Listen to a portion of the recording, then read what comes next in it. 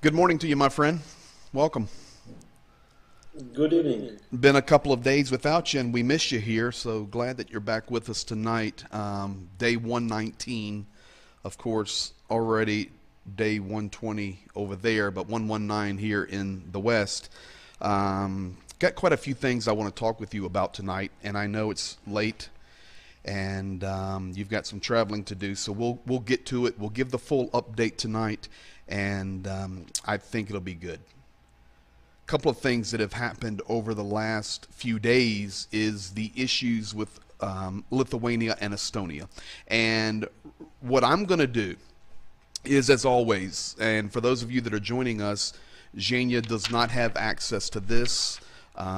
We try to make this real with his responses. We really do not. I mean, we're prepped. I'm prepped, and he's prepped on his knowledge, but I don't tell him what we're going to talk about. So you get his real response. And, you know, there's been a couple of occasions over 4 months that he says, I haven't heard about that. And then we cover it. But most of the time, we're right on top. So we're going to be talking about quite a few different things tonight. By the way, I did rotate today out of Carson City, Nevada. I'm in Yerington, Nevada now. I'm looking out the door there to the mountains, and it's a metropolis of Yerington, Nevada. But at least bombs and missiles aren't flying. So, anyway, thank you for being here, buddy. That's good. Yeah.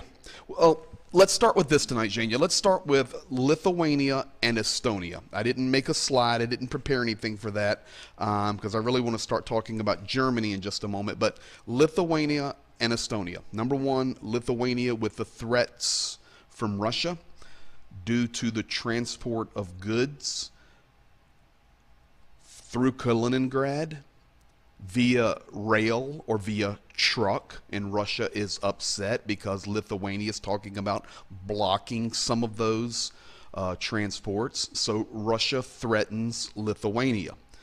Second Baltic nation is Estonia. Yesterday, I already informed people that there was an incursion into Estonian airspace by a Russian helicopter, and then Russia started doing their missile games on the border with Estonia.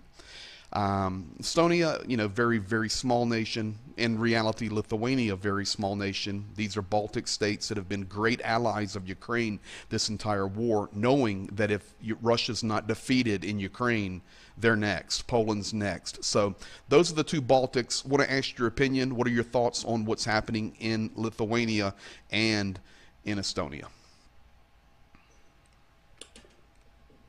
So I think it's the Lithuania coming to Lithuania and Kaliningrad. I think the character and example of other countries about not to have a fear and being logical in their position. And they doing step by step. So one day they basically blocked the transit through their country, their territory to Kaliningrad by the railway. And the next day, after the threatening and comments from the Russian side of the okay, now it's becoming serious. And they said, okay, then today we block the cargo trucks transit. And yes, the reality, and it's not about the potential of army, it's about their firm position to the aggression, and they are not afraid. They're showing it. Surely they're small, surely they gave out a lot of their weapon to Ukraine, and they do not, they have not hope for that weapon anymore, but they are being straight and I mean, just calling the things and which other countries afraid to call. We have right. This is our territory, and you have to respect it. If you do not respect the principles, the law, international law, and okay, here's the answer. That's it. Okay, what is your next step? Yeah, and And now coming to Estonia and that situation with the helicopter, the Russian military helicopter the one who crossed the borderline of Estonia and did switch off the transponder, like to not to be identified and having no yes, just trying to avoid a notification. It's just the tests, and the Russia likes it, and they does it to a lot of countries. Let's take Sweden, let's take Finland, let's take Estonia this time, and they did it before. They're doing it regularly because they used that the countries are not answering. They tried to do it the time ago in Turkey, and the answer was not as usual. They lost their flight. They yes. So I believe it's good, and I believe it's good news, and I believe it's a good sign for international, I would say, yeah, like to community, international community of what is the position, how it looks like, and I think they answer asking Russia, okay, do next step if you want.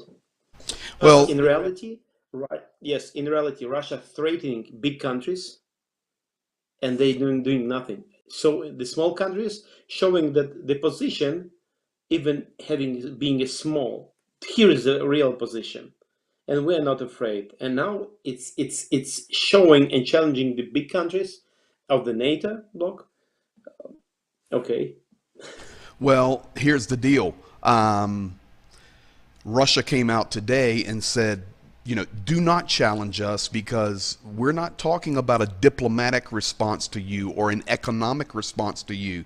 We have other options to respond to you. And of course, we know that's nothing more than a military threat. And what I was sharing with people last night was these are the same kind of things we were hearing early in the days in other nations and early in the days pre-Ukraine. And to think that this could not escalate further, it very well could, because Putin does not want to be shamed anywhere. Unfortunately, Macron and Schultz and others will come out many times and say we need not to shame him, not shame the president of Russia.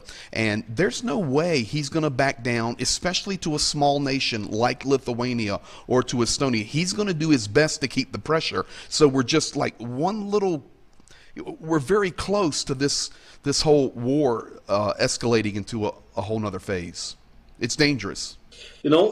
it's like it's dangerous, yes, but it's like one more step, from the chain of the process which happening, that events which happening around Russia and to Russia. For example, take the Kazakhstan, the comment of their leader, hey, we do not recognize this banana republic, like you have this Lugansk People's Republic and Donetsk People's Republic.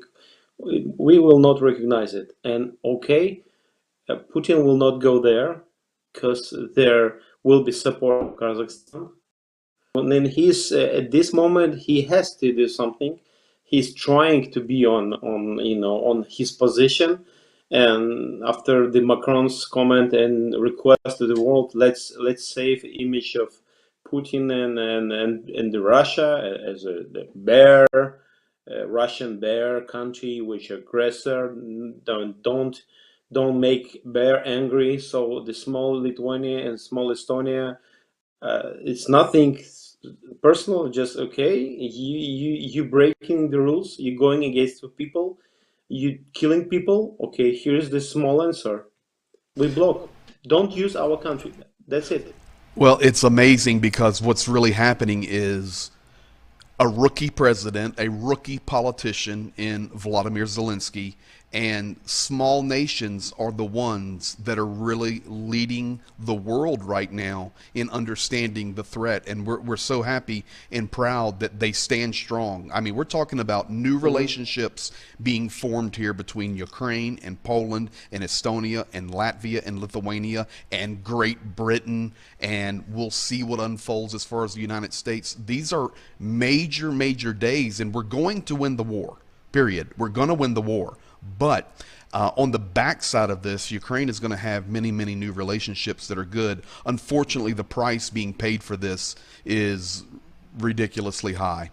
I want to go here now, Jeka, and talk about Germany.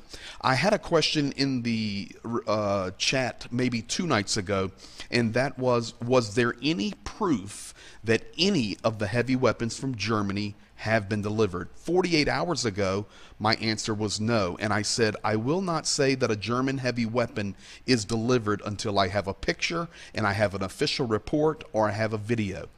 What I can tell you guys tonight to update you is I know of at least one German heavy piece of equipment on the front line, and it is there. So Germany has push through. I don't know, maybe you know more than I know, but I know and I can confirm. I have a picture, there's reports, there's video.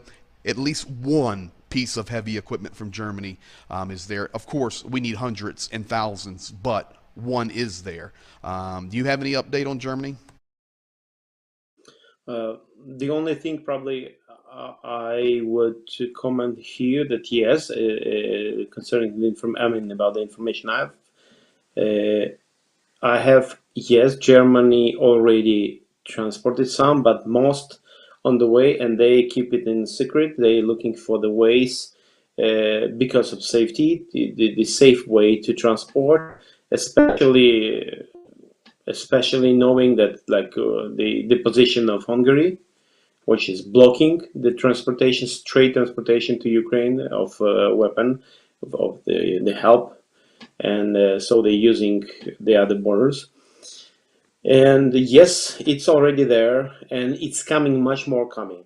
And I don't have any confirmation about that. That what it's how much we got, and Well, I know we got some. I want to be fair. I want to be ethical because we try to tell the absolute truth in here. And the absolute truth is we know that one was delivered. That's what I have. It's there. There's a picture. Of course, many, many more promised. And you bring up a good topic there. And I didn't create a slide, so we're going on the fly here. Orban in Hungary. We've known all along that this guy is basically an ally of Vladimir Putin. We know that. We know that Mhm. Hungary has been an ally, and we know up to this point, Germany and France and Italy. You know, I was talking last night that a company in Italy is still manufacturing equipment for Russian tanks and Mhm. Russian optics. They haven't stopped. In fact, in just a second, we're going to talk about other companies, even American companies, that are still doing business with Russia and Russia's plan to continue to further their economy. But you brought up Orban, and Orban there in Hungary, he is just sticking to his guns of really not being helpful with Ukraine at all. Yes, they have, let's say, Orban and Putin and China's leader. They have the same idea of building their aggression, kind of aggression, or explain by the historical mistakes, and they trying to get back some lands they lost, as they claim it. They don't claim I mean, they just take some period of time, not the one which fits for them best. And they, like, because of that idea, they trying to explain. Surely their people probably believe them, but people who knows history know, surely, because they say, okay, come on, okay, let's go deeper, and then you will have nothing. Okay, so yes, and this position, okay, I want to connect it, the urban position of Orban and position of Baltic leaders. What will be the next? At this moment, these countries, a lot of countries like Baltic countries, giving out their weapon and staying strong against of aggression. At this moment, they are weak with the weapon. Their army are quite weak, but not the characters. But what about the next stage in the period when Ukraine will win the war and possibly new military unions or groups will be formed, which will much more strong army and readiness and agreements and guarantees to each other. The countries who went through one more war right now, which we have on Ukrainian territory. For Russia, okay, take Finland, their position. Surely Erdogan holds the whole Finland and that area to be a part of NATO, but doesn't matter. The position of Finland is quite strong. We are ready to fight, they say, for our country. We're not afraid. We were building our strong army years. So they take the Finland, take Estonia, take Latvia. Okay, they together. Take Lithuania, and then you take Poland, which they stand strong. and then Argentina now, And then Great which is Britain. like, yes, surely Great Britain, but I'm taking, I'm talking about the borders. Sure. Surely it will be a new age, new air, yeah, new age for Russia. It will be new order for them, living with not just neighbors who could be like smashed in a few days, but the nations with real guarantees, with real renewed the weapon, the army, and this fortifications. I mean, some special walls, some special, I mean, new structure on the borders, new readiness for the aggression. I think the radars and all needed equipment will be checking on Russia as never it was before. This Well, is why they are like on that here's top. what I think, and I agree with you completely. But what's going to happen is when we win this war, it's not going to be the same Russia. For example, when we win the Yes. war, Putin will not be in office anymore. I'm just going to go ahead and Hmm. put the prediction out there because as long as he stays in office, he will continue to fight and do crazy things. You're talking about Orban. You're talking about, in a moment, we're going to talk about Iran with Lavrov today, but we're talking about Xi in China. We're talking about the relationships with India. There is a large alliance there economically, and we shall see if it will turn to military. But there's no way things will stay the same once Ukraine wins this war because now, instead of Russia doing all of the blocking, here's what's going to happen. They're going to lose their access to the Black Sea on the Hmm. Ukrainian territory, and they're going to, if they keep messing around, they're going to lose their access to the Baltic Sea in Kaliningrad, and then they're going to create much more of an enemy in Finland that will be watching up by St. Petersburg. And instead of Russia freeing up all of the space for barriers and buffers and defenses, they're going to get weaker and weaker and weaker. So it's a very key time, and they have to be careful about it. I want to move over here now. Russia, we've talked about the economics. You and I have said since Hmm. day one that sanctions will not work. And tonight I'm going to update folks as to why sanctions will not work. Sanctions will not work because Russia still has deep relationships economically with nations that have lots of moolah, such as China and India. Lots of people. China's oil imports and economic ties to Russia are increasing exponentially Hmm. almost daily, if not weekly. So they have the Hmm. economics there, but Russia implemented today, and I don't know if you saw this or not, but they started a program called parallel import. Do you know what parallel import is? Did you read about it or see it?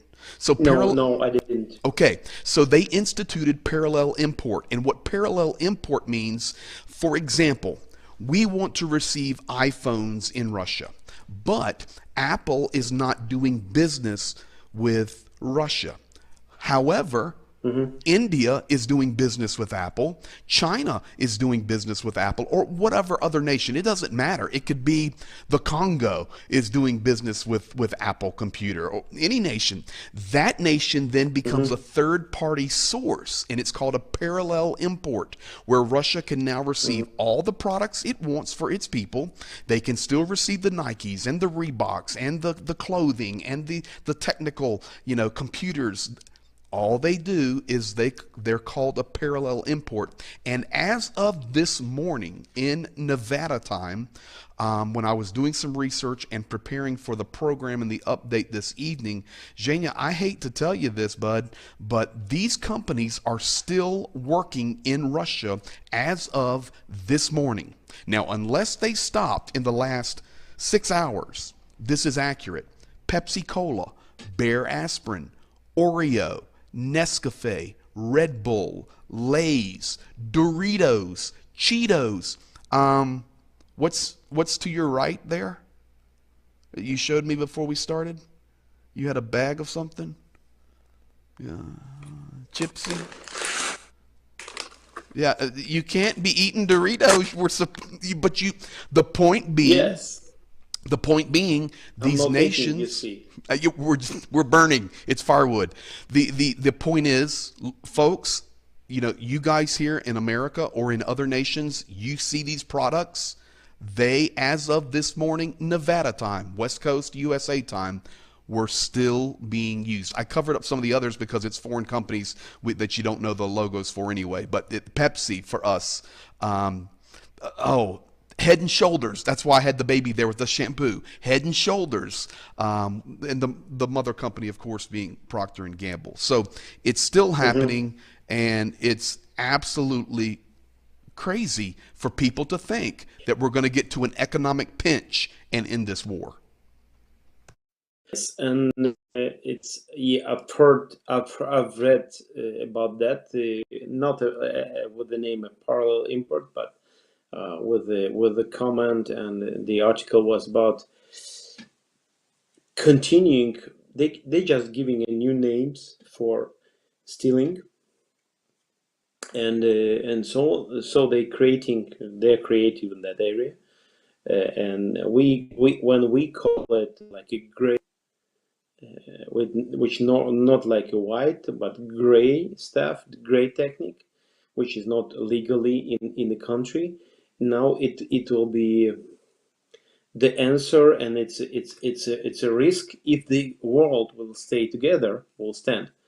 And then, for example, if like some companies will continue support software updates on the territory of Russia, and so on and so on, will not checking where it's going. You see, with the weapon, it doesn't work like that. The country who bought a weapon, tanks, for example, they cannot sell it to other without confirmation from the company who manufacturer, and so I think it will be quite easy with it, like Apple or decide to And block just think but about it's about technique. the corruption and the black markets, and it's just a further spreading of the evil. But to think that they're in, Moscow, that people are not going to be able to buy iPhones anymore, and the world is going, hey, them kids are going to revolt when they can't buy iPhones. Baloney. They will be able to buy iPhones. They're just going to find a creative way to get them there. Now, I want to throw this out at you. Right here. I'm going to make a statement. I want your response. Today, Russia and Turkey made agreements to ship grain through the Black Sea out of Mariupol so that the world can be fed, and Ukraine has nothing to do with it.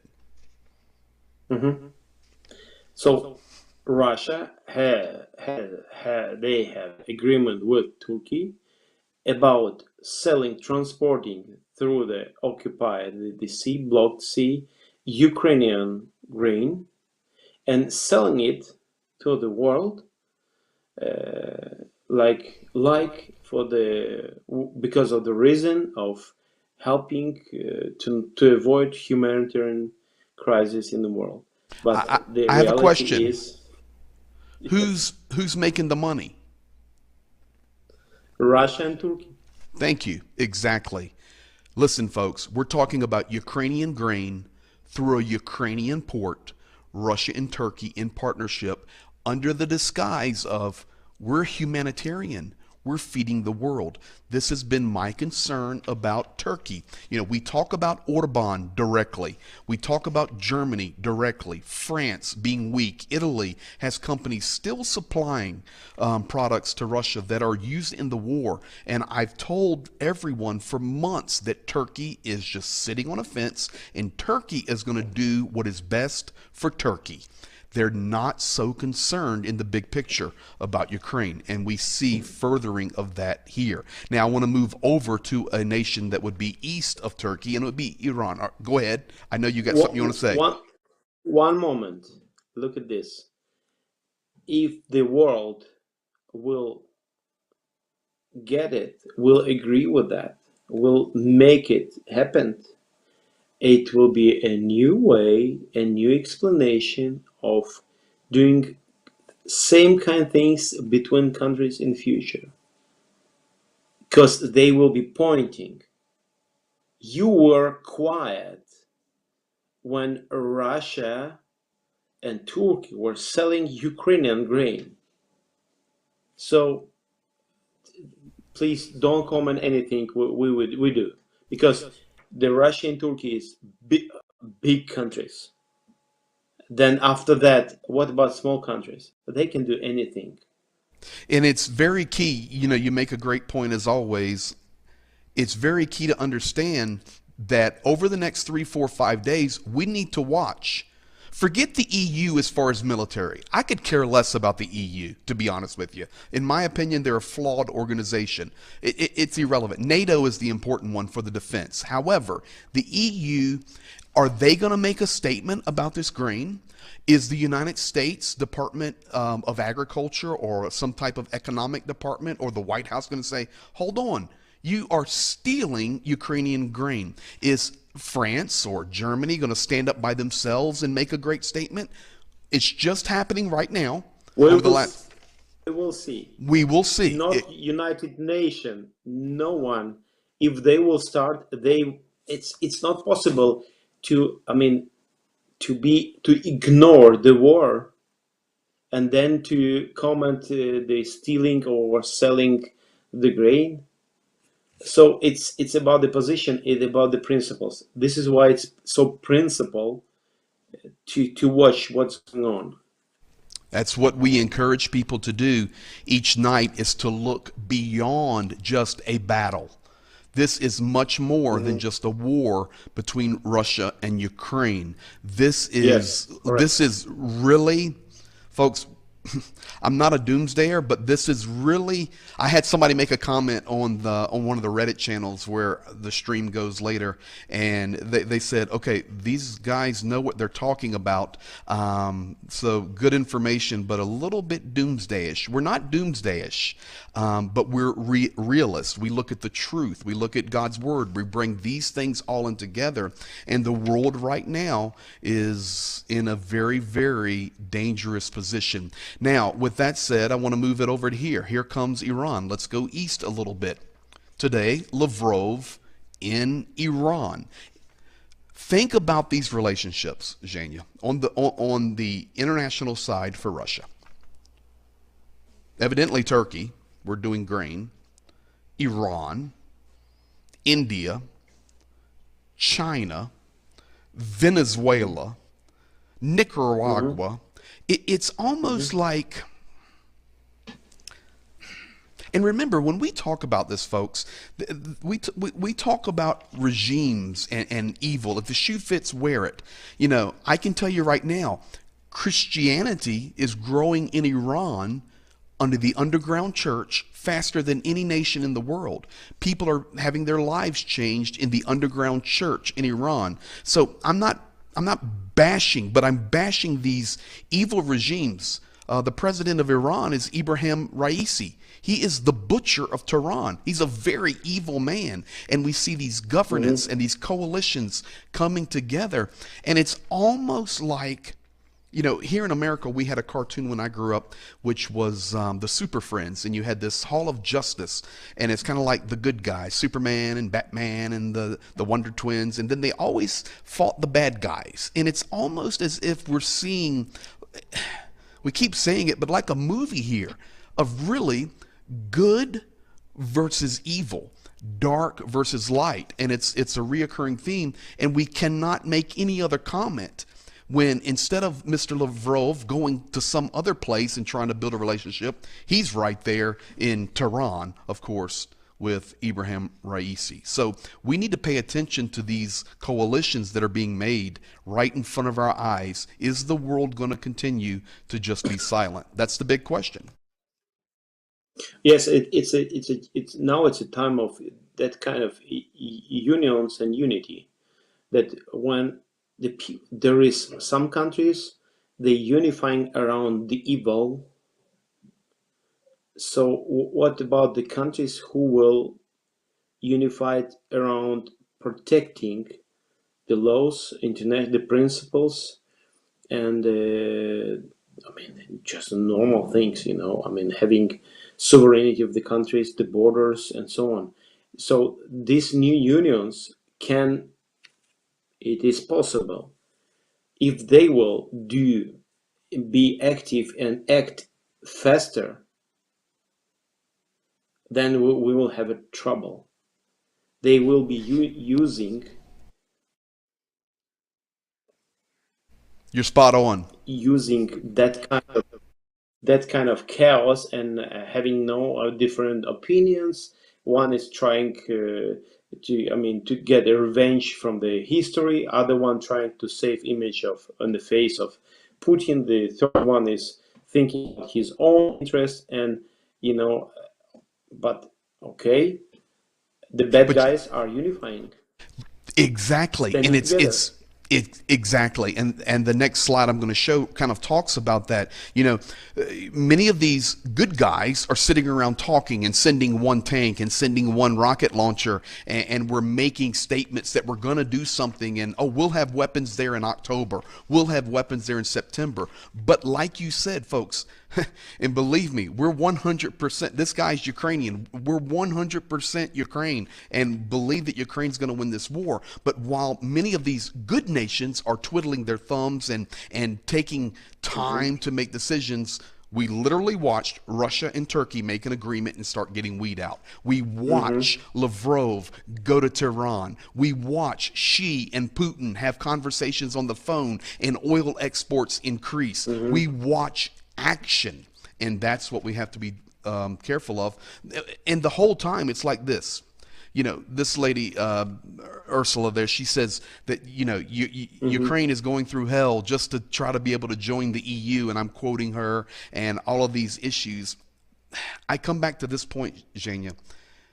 I could care less about the EU. I mean, it'd be great, but the EU's not the problem.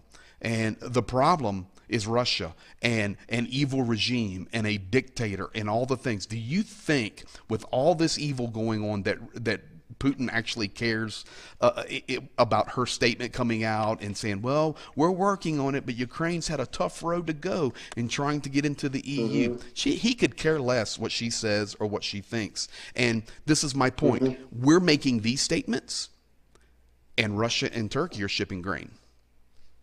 We have to go on the offensive, not only military Yes. wise, not only military, but we have to go onto the offensive economically, socially, and set Yes. the example. That's what we're trying to say tonight.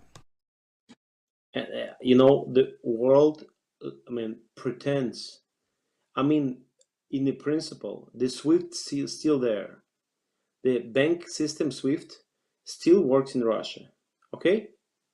That's why I showed It's, tonight what products are still there. They're still there. yes, and the world now it's a challenge if the world will be more happy to have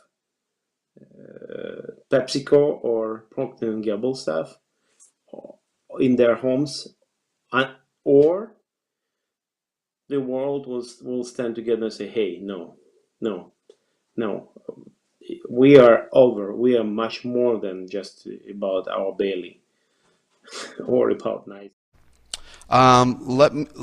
Let me go here and bring this one in.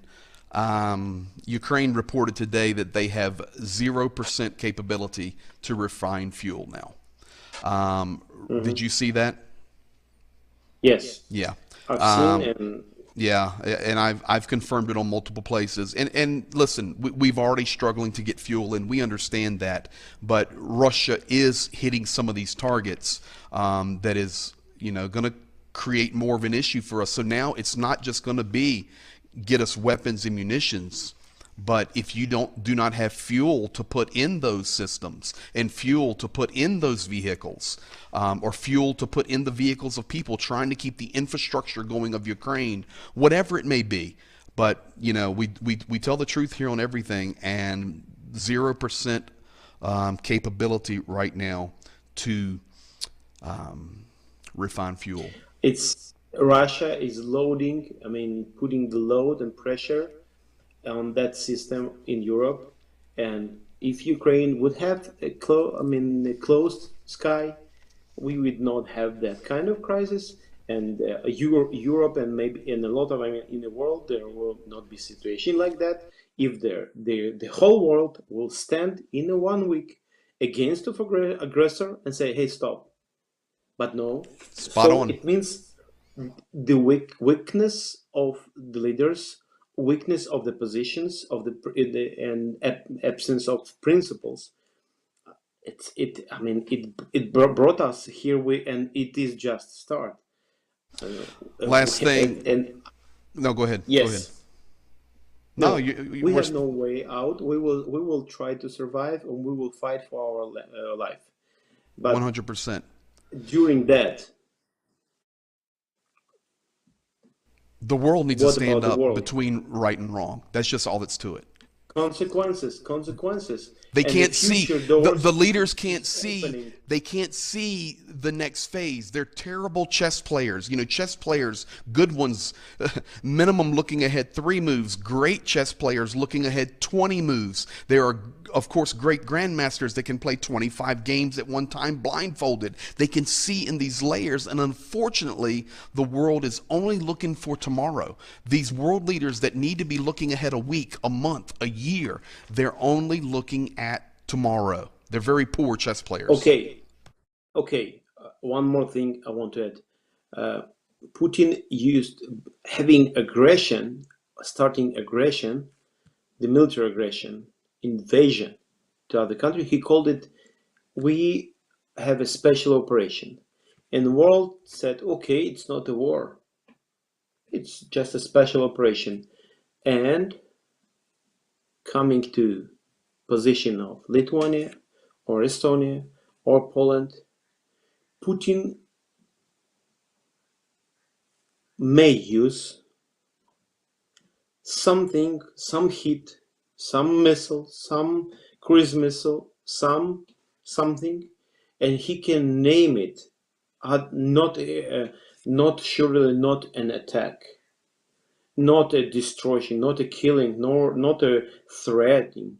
It just, oh, we had the, let's think about it. He may call it like, we had no other way than just to warn the world about the possible situation, serious situation to a lot of countries. So we need to make Ukraine and now Estonia and Lithuania to respect Russia, and let's say to find agreement in maybe losing some territories or something like that, because we can continue to show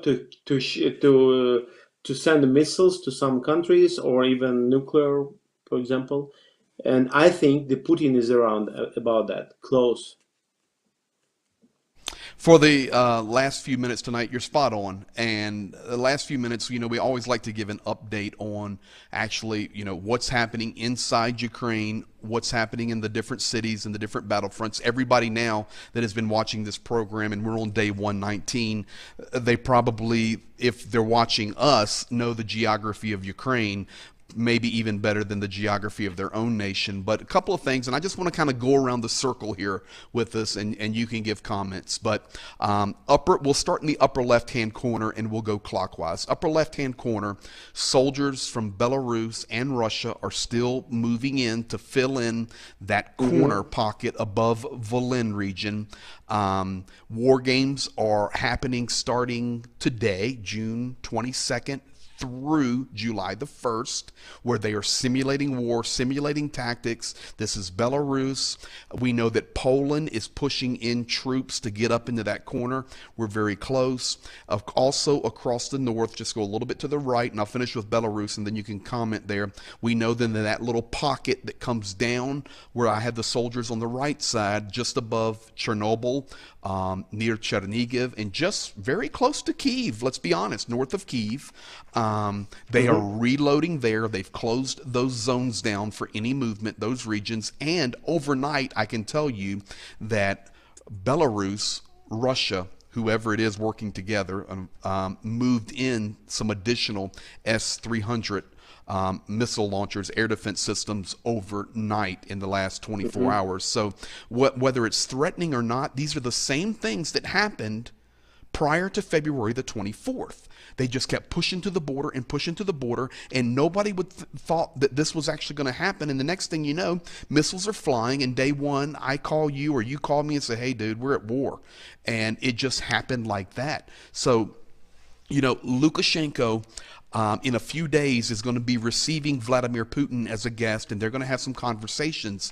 And listen, it's just pushing the button. So on the north side of Ukraine, it's getting pretty stout up there, and unfortunately, it requires Ukraine to pay attention. They have no other choice but to pay attention, and it pulls away from what they could do in other regions.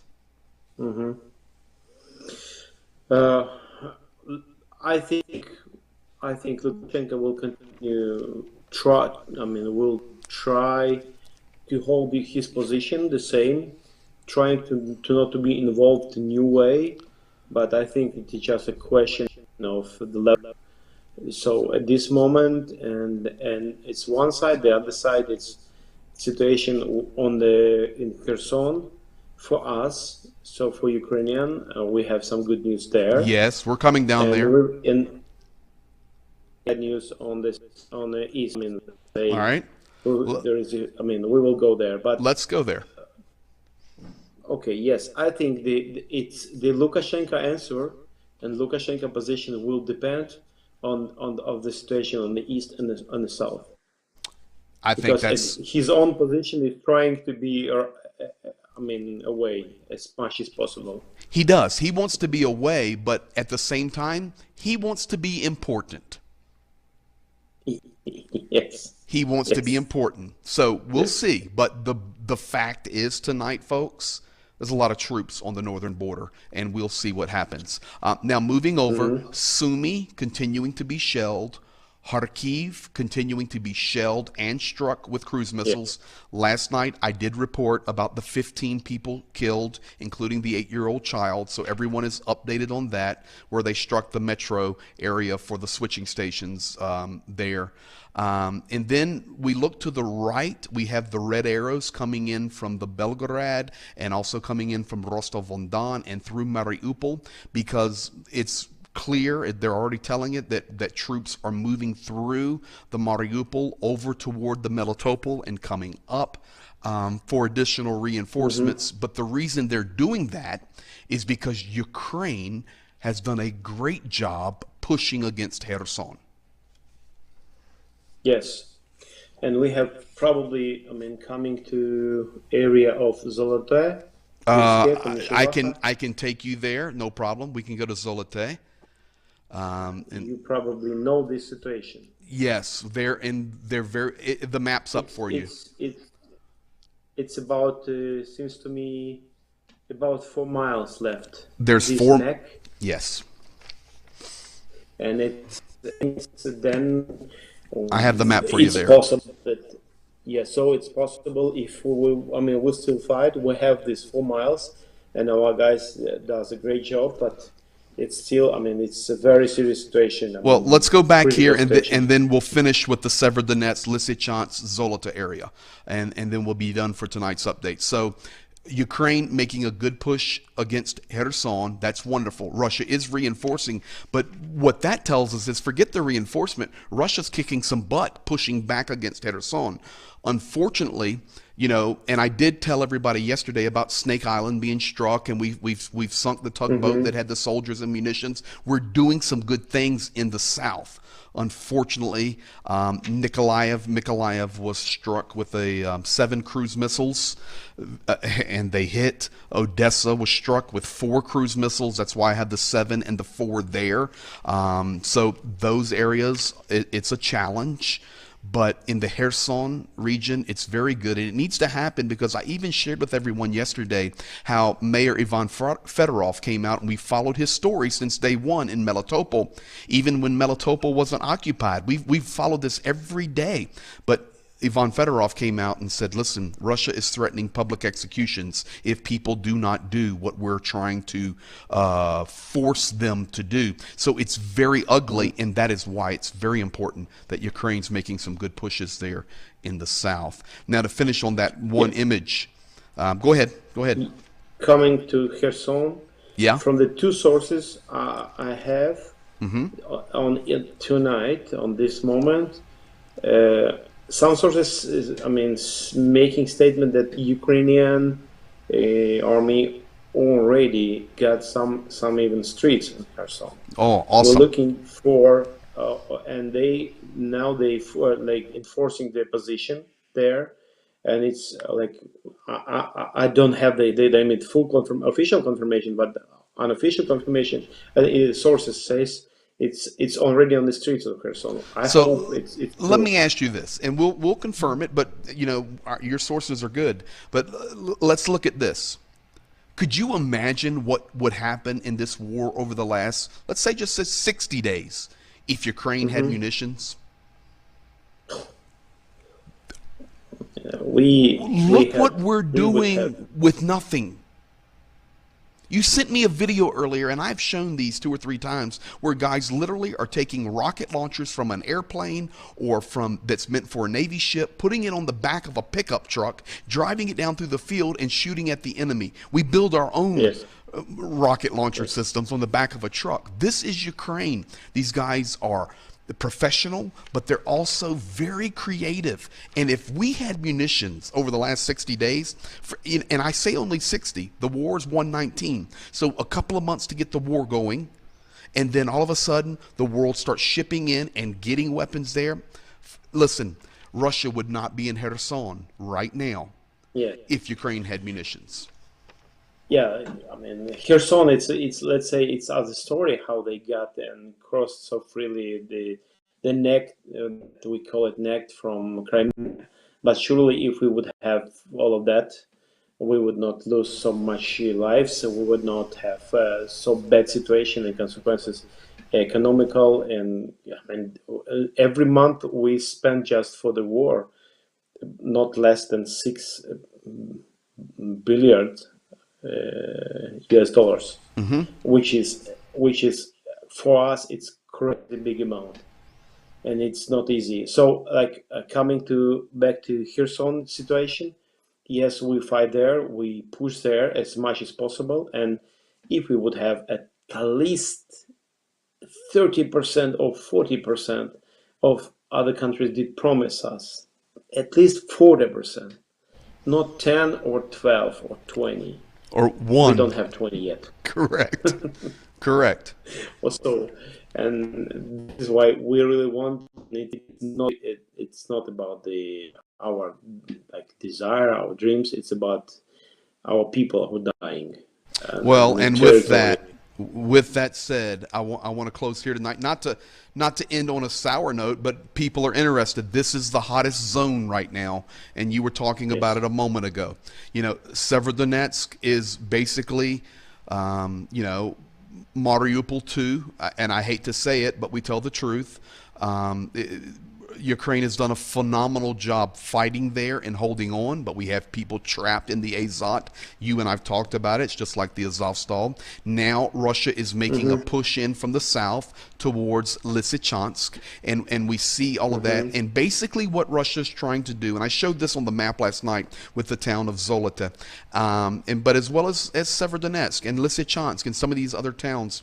Forget Kramatorsk and Slavyansk right now. We know they want those cities, but Severodonetsk, 110,000 people. Lysychansk, 100,000 people, and then a lot of small regional towns there. And unfortunately, there is a chance that some Ukrainian troops could become encircled there in Zolota. There's about a 4-mile gap, as you were sharing. Mm-hmm. So once again, it comes back to the same appeal. This is why we need weapons. You can't fight with sticks and stones. They're continuing to shell nonstop. But we're holding on, man. Yes, we're holding on. We need weapon. We need people would share information, the truth about what's going on. People would share, would post the the request for supporting Ukraine or to fight for international laws, like I mean, like for example, situation where the Turkey and Russia they're about selling to third some other countries Ukrainian grain, and it's you know why we did make movies about pirates on Somali. Compare it, huh? The pirates on Somalia? Yeah. Yeah, Somalia. Compare the pirates of You talking about that movie Somalia. with Tom Hanks? Yes. Okay. So many. Oh man, all the cinemas were, were showing it and comparing with the size of agreement Russia and Turkey selling Ukrainian grain, and we showing and we putting $1 million to the movie about the pirates of Somalia. Correct.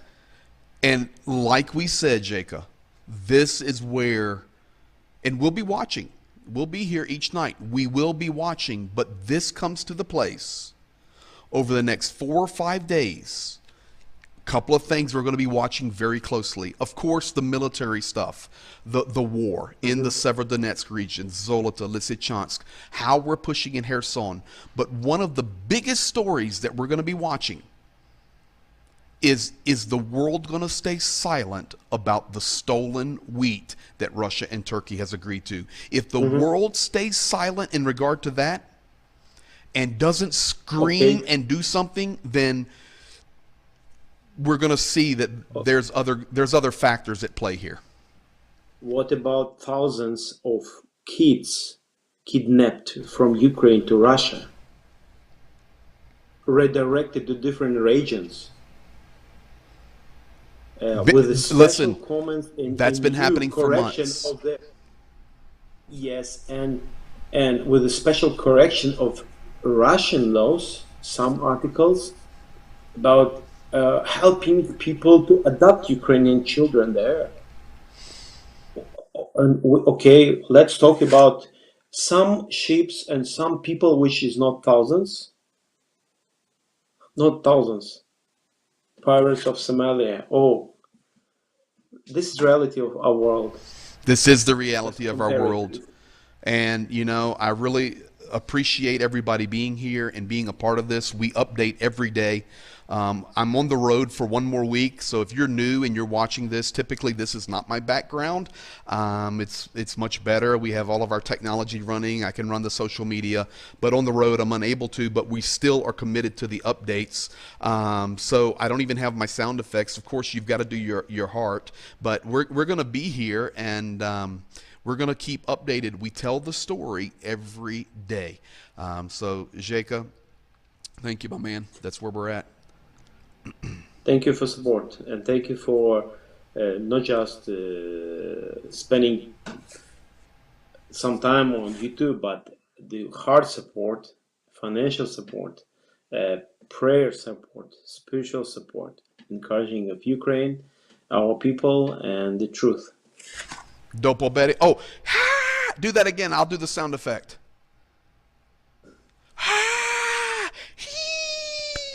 Okay, there we have it. Now I got a little.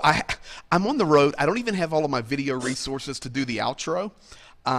So I edited this little outro. I had my son-in-law go into my studio, send it to me. It's all messed up. So this is what I was sent. So what do we? You don't even have to say it anymore. I've already got it said. Jacob, you watch the outro. Hang out in the green room, and I'll tell you good night. So guys, thank you for everything. I know we're supposed to say to all a good night, or good night to all, and to all a good night, but we've got it here. So here it is. Okay, you first. No, I'm first. A good night to all.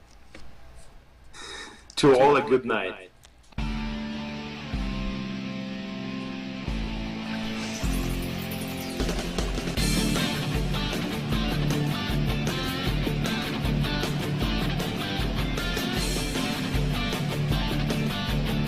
Hey, I know you hear me. Keep watching.